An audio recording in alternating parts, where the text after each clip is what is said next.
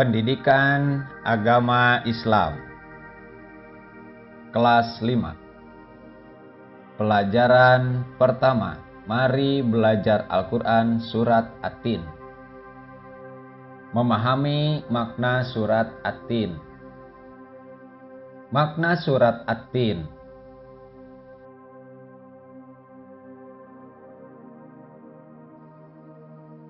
Surat At-Tin adalah surat yang ke-95 dan berjumlah 8 ayat. Mengapa dinamakan Surat At-Tin? Surat ini dinamakan At-Tin diambil dari kata At-Tin yang terdapat pada ayat pertama yang artinya buah tin. Surat ini tergolong surat Makkiyah. Apa itu Makkiyah? Makkiyah adalah surat atau ayat yang diturunkan kepada Nabi Muhammad sebelum hijrah ke Madinah. Kandungan surat At-Tin ayat ke-1. Ini adalah buah tin. Tin adalah buah yang enak dan lembut, serta cepat dicerna. Ia menjadi obat yang banyak manfaatnya. Memperhalus fisik, mengencerkan dahak, membersihkan ginjal, menghancurkan batu pada saluran air seni, menggemukkan badan, dan melonggarkan rongga hati dan limpa.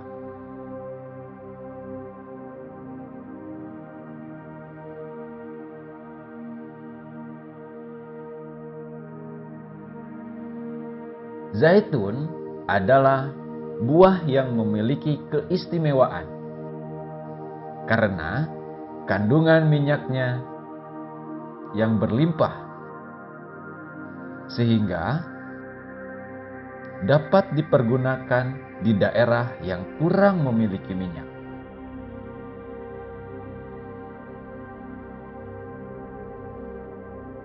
Ayat kedua.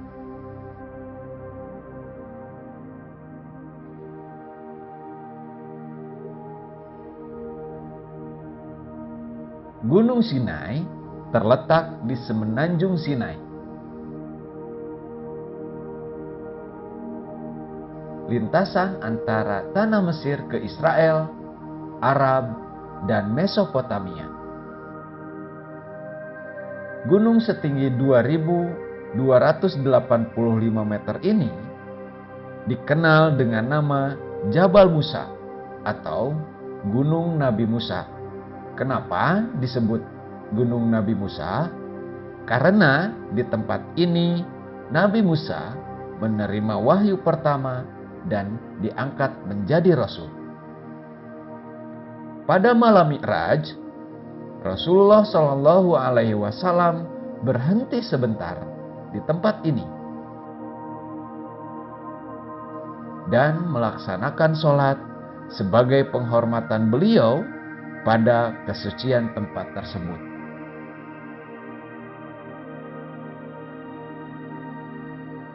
Ayat ketiga.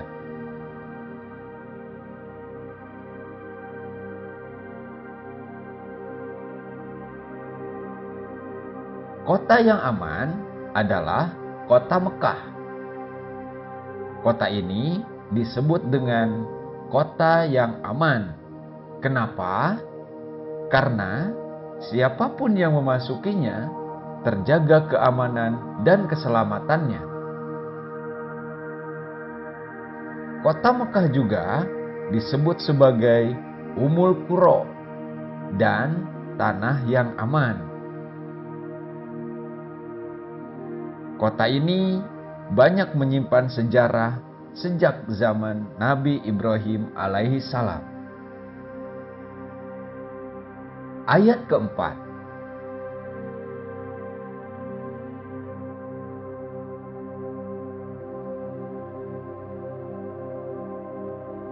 Allah menjadikan manusia dalam sebaik-baiknya bentuk.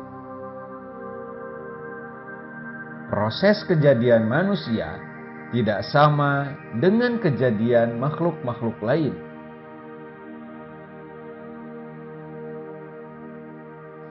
Manusia memiliki akal, jasmani, rohani, dan nafsu. Anggota tubuh manusia serasi dan seimbang, sehingga tampak indah, cantik, dan memudahkan untuk melakukan kegiatan.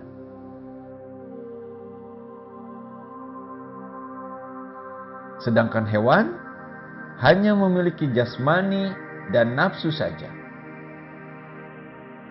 Manusia harus mampu menjaga keseimbangan yang dimilikinya agar menjadi manusia yang mulia.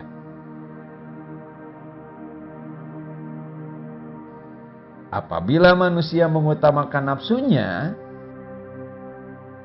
maka ia turun derajatnya seperti hewan. Selain rohani, manusia dibekali dengan akal pikiran agar supaya dapat membedakan yang baik dan yang buruk. Ayat kelima. Allah Subhanahu wa Ta'ala mengingatkan manusia,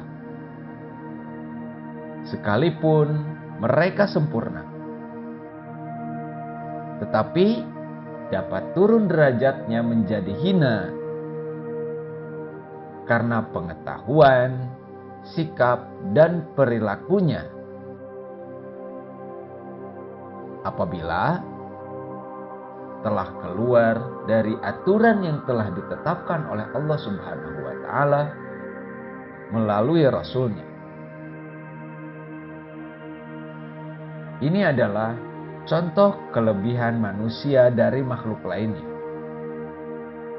Ayat ke-6.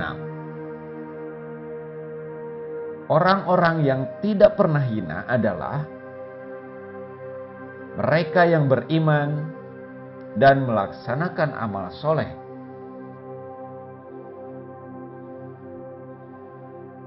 Orang yang demikian itu akan selamat dari kehinaan dunia dan akhirat.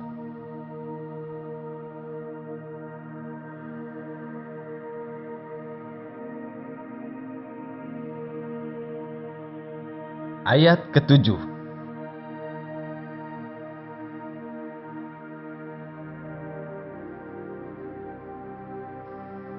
Pada hari kiamat nanti, ada hari pembalasan terhadap perbuatan manusia yang baik dan buruk. Manusia seharusnya tidak meragukan adanya hari pembalasan. Karena Allah Subhanahu wa Ta'ala sudah menunjukkan bukti-buktinya. Allah Subhanahu wa Ta'ala memberikan akal kepada manusia untuk berpikir tentang ciptaannya dan hati untuk merasakan iman. Pertanyaan Allah Subhanahu wa Ta'ala itu untuk mengingatkan adanya hari kiamat agar manusia tidak lupa dan lalai sehingga terjerumus dalam dosa dan kehinaan. Ayat ke-8.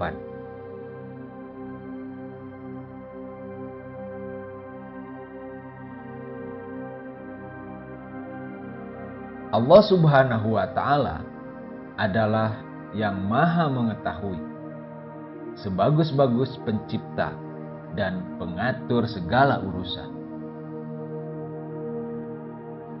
Allah Subhanahu wa Ta'ala yang memberikan keputusan atas segala persoalan. Tiada perbuatan walaupun sekecil atom pun yang dapat terlepas dari pengadilannya. Pengadilan Allah Subhanahu wa Ta'ala adalah sebaik-baik pembuat keputusan. Allah Subhanahu wa Ta'ala Maha Pengasih kepada hambanya. Ia senantiasa mengingatkan agar manusia tidak lupa diri. Jika ternyata manusia masih melakukan dosa,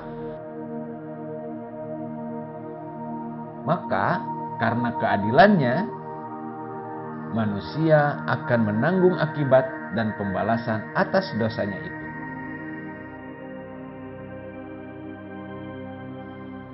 Allah Subhanahu wa Ta'ala juga telah menyiapkan kenikmatan bagi orang yang menjalankan syariatnya.